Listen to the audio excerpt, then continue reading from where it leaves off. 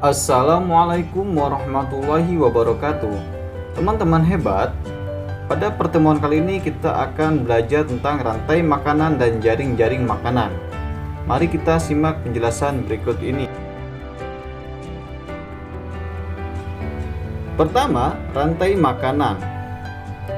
Apakah itu rantai makanan? Rantai makanan adalah hubungan makan dan dimakan antar makhluk hidup yang menyebabkan terjadinya perpindahan energi. Berikut ini adalah contoh dari rantai makanan. Tanaman rumput akan dimakan belalang. Kemudian, belalang akan dimakan katak. Katak dimakan oleh ular, dan ular akan dimakan oleh elang. Selanjutnya, jika semua makhluk hidup itu mati, maka sisa-sisa tubuh makhluk hidup akan diuraikan, yaitu oleh jamur ataupun oleh bakteri. Jamur akan menghasilkan zat organik yang diperlukan oleh tumbuhan. Nah, selanjutnya rantai makanan akan dimulai kembali. Pada tanaman rumput berperan sebagai produsen, sedangkan pada belalang berperan sebagai konsumen tingkat 1.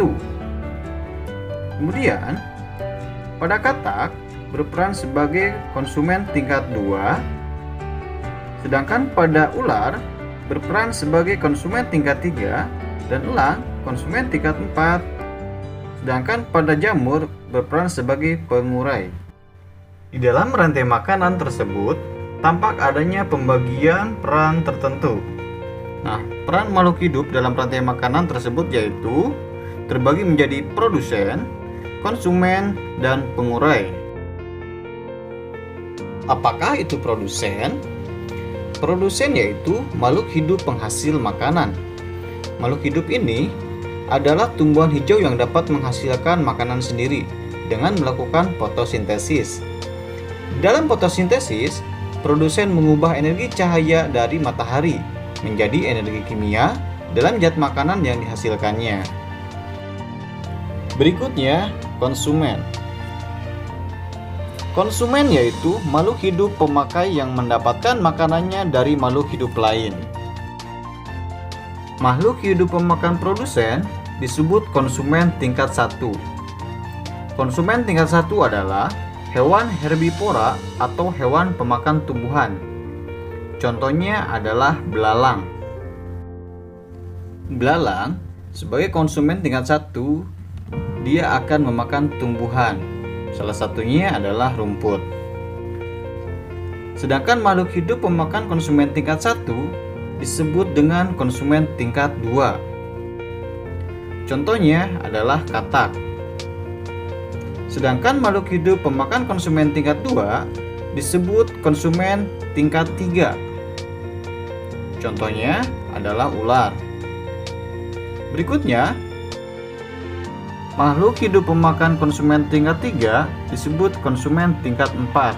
Contohnya adalah elang. Biasanya elang berposisi sebagai konsumen puncak.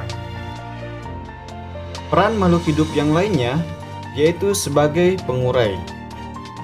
Pengurai adalah makhluk hidup yang menguraikan sisa-sisa makhluk hidup lain yang sudah mati.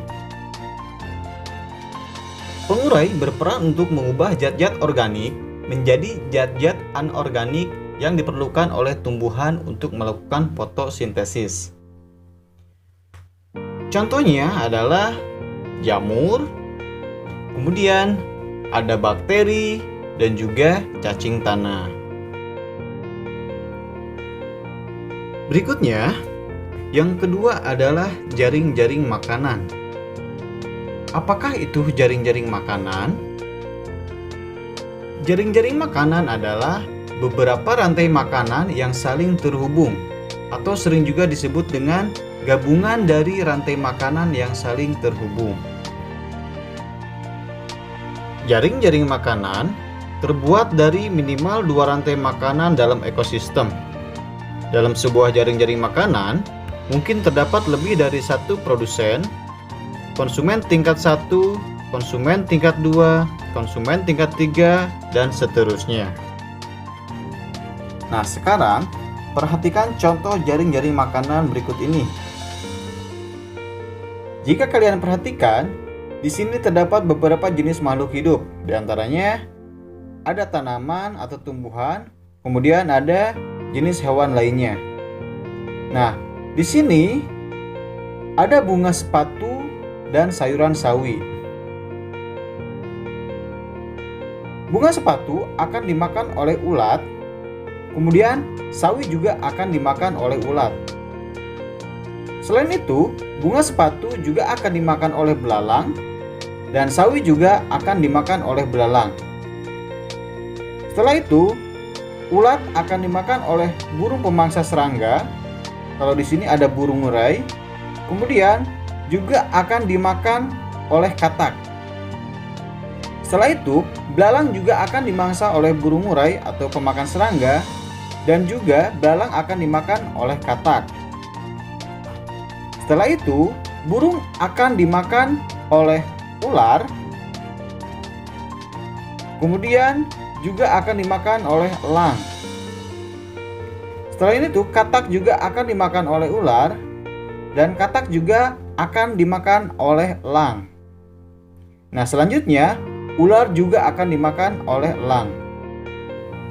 Nah, sekarang mari kita perhatikan masing-masing peranan pada makhluk hidup tersebut. Pada bunga sepatu dan sawi berperan sebagai produsen, sedangkan pada ulat dan belalang berperan sebagai konsumen tingkat 1, sebab mereka adalah herbivora atau pemakan tumbuhan. Kemudian, pada burung dan katak berperan sebagai konsumen tingkat 2 dan ular konsumen tingkat 3, sedangkan pada belalang berperan sebagai konsumen puncak. Kalau kita uraikan jaring-jaring makanan tersebut, maka akan terdapat 2 produsen, 2 konsumen tingkat 1, 2 konsumen tingkat 2, 1 konsumen tingkat 3, dan 1 konsumen puncak, yaitu elang. Nah, jika kita bedah lagi menjadi sebuah rantai makanan, maka akan menjadi beberapa rantai makanan. Rantai makanan tidak akan terputus selama semua mata rantainya tersedia di alam.